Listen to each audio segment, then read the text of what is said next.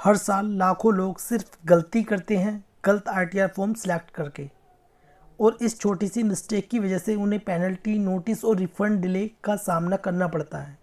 इस वीडियो में मैं आपको सिंपल लैंग्वेज में बताऊंगा कौन सा आरटीआर फॉर्म किसके लिए है। सैलरी, बिजनेस या कैपिटल गेन वालों के लिए कौन सा आरटीआर फॉर्म को सिलेक्ट करें, और कैसे सिर्फ 2 मिनट में सही आरटीआर फॉर्म को सिलेक्ट करें।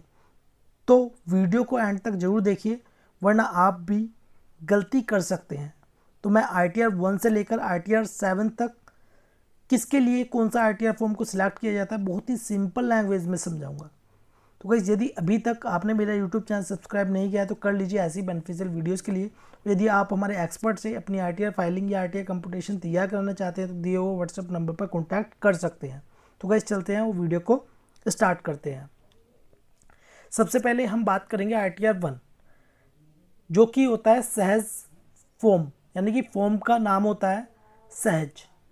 तो ये किसके लिए होता है? तो देखिए, आरटीआर 1, यदि एक सैलरी से इनकम आ रही है तो आरटीआर 1 फाइल कर सकते हैं। एक हाउस प्रॉपर्टी से रेंट आ रहा है तो आप आरटीआर 1 फाइल कर सकते हैं। इंटरेस्ट से इनकम आ रही है तो आप आरटीआर 1 फाइल कर सकते हैं। लॉन्ग टर्म कैपिटल गेन है तो आप आरटीआर 1 फाइल कर सकते हैं, लेकिन इसमें भी लिमिट दी हुई है लॉन्ग टर्म कैपिटल गेन में। और यदि आपकी 5,000 रुपये तक एग्जाम्प्ट इनकम है तो आप आरटीआर 1 फाइल कर सकते हैं। और आरटीआर 1 उस केस में फाइल कर सकते हैं 50 लाख से ज़्यादा नहीं होनी चाहिए, यानी कि 50 लाख तक ही आरटीआर 1 आप फाइल कर सकते हैं। तो आरटीआर 1 में सैलरी इनकम, लेकिन एक सैलरी होनी चाहिए, यानी कि एक कंपनी से सैलरी होनी चाहिए। एक हाउस प्रॉपर्टी से रेंट होना चाहिए। इंटरेस्ट इनकम कितनी भी हो, ठीक है। लॉन्ग टर्म कैपिटल गेन ये 1.25 लाख रुपये है। 1.25 लाख तक यदि आपका कैपिटल गेन है तो आरटीआर 1 आप फाइल करेंगे। और 5,000 रुपये एग्जाम्प्ट इनकम, ठीक है। तो उसके लिए आरटीआर 1 सिलेक्ट करेंगे, ठीक है। यहाँ पर मैंने 5 हेड को इंक्लूड किया है। अब बात करें हम आरटीआर 2। आरटीआर 2 किसके लिए होती है?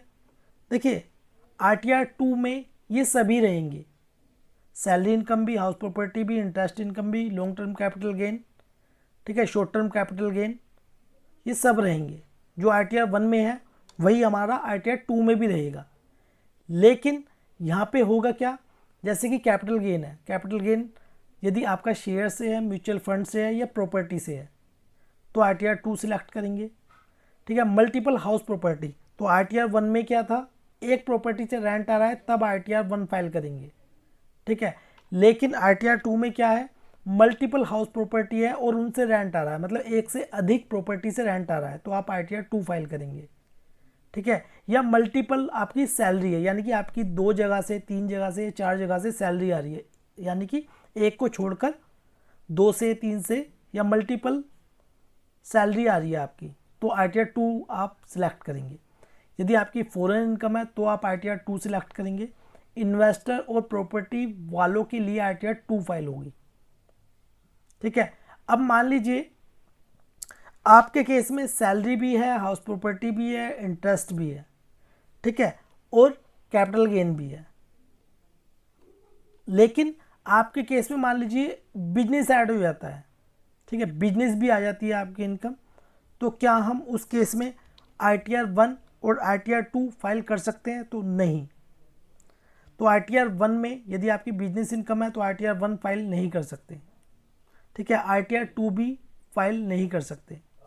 और आरटीआर 2 में यदि आप किसी कंपनी में डायरेक्टर हैं, ठीक है, और आपकी सिर्फ सैलरी इनकम है, बिजनेस इनकम नहीं है, तो डायरेक्टर की जो डिटेल है वो आरटीआर 2 में डिटेल्स होती है और वो हमें फिल करनी होती है आरटीआर 2 फाइलिंग में। अब बात करें हम आरटीआर 3 फाइलिंग किसके लिए होती है? देखिए, मल्टीपल सैलरी इनकम, तो जो हमारी आरटीआर 1 में है, सैलरी, हाउस प्रॉपर्टी, इंटरेस्ट, ठीक है, capital gain, shares, mutual fund, multiple house property, ठीक है, ये सभी इंक्लूड होगी आरटीआर 3 में, ठीक है। आरटीआर 1 की जो इनकम है और आरटीआर 2 की जो इनकम है वो सभी होती है हमारी आरटीआर 3 में, ठीक है। आरटीआर 3 में इंडिविजुअल के लिए कहीं से भी इनकम हो तो आरटीआर 3 आप सिलेक्ट कर सकते हैं, कोई प्रॉब्लम नहीं है। लेकिन मल्टीपल सैलरी है, ठीक है, आरटीआर 2 भी कर सकते हैं इसके लिए फाइल और 3 भी कर सकते हैं। 3 कब करेंगे? जब आपकी बिजनेस इनकम है। Multiple business and profession income है, ठीक है, तो आपकी बिजनेस है और प्रोफेशन है, ठीक है। मल्टीपल हाउस प्रॉपर्टी है तो भी कर सकते हैं। मल्टीपल कैपिटल गेन है शॉर्ट टर्म या लॉन्ग टर्म तो भी कर सकते हैं। और देखिए पार्टनरशिप फर्म में पार्टनर होते हैं, ठीक है, तो पार्टनर की जब आईटीआर फाइलिंग करते हैं तो उसके लिए भी आईटीआर 3 सिलेक्ट करते हैं, ठीक है। फॉर्म को सिलेक्ट किया जाता है आईटीआर 3, या डायरेक्टर की आईटीआर 2 में भी सिलेक्ट की जाती है और आईटीआर 3 में भी। तो आईटीआर 3 में कुल मिलाकर सभी डिटेल्स होती हैं, लेकिन इसमें आपकी बिजनेस इनकम जरूर होनी चाहिए। यदि आपकी बिजनेस इनकम नहीं है तो फिर आप आईटीआर 3 फाइल नहीं कर सकते। तो यदि आपकी बिजनेस इनकम है और कहीं से भी इनकम क्यों ना हो तो आप आईटीआर 3 सिलेक्ट कर सकते हैं। अब बात करें हम आईटीआर 4, तो इसमें ये किसके लिए होती है? ये होती है प्रिजम्पटिव इनकम के लिए, यानी कि इसमें सैलरी भी होगी, सैलरी होगी एक से। यदि एक एम्प्लॉयर से आपकी सैलरी आ रही है, यानी कि एक कंपनी से सैलरी आ रही है, एक हाउस प्रॉपर्टी से रेंट आ रहा है, इंटरेस्ट इनकम भी है, लॉन्ग टर्म कैपिटल गेन है 1.25 लाख रुपये, लेकिन स्मॉल बिजनेस है। आईटीआर 3 में क्या था? इसमें चाहे लार्ज बिजनेस हो, इंडिविजुअल, ठीक है, तो सब इसमें इंक्लूड होते हैं। लेकिन ये होता है प्रिजम्पटिव के लिए, यानी कि छोटे बिजनेस के लिए, यानी कि 44 AD, और प्रोफेशनल्स के लिए 44 ADA में जो फाइल करते हैं, ठीक है। तो ये आईटीआर 4 उसके लिए होती है।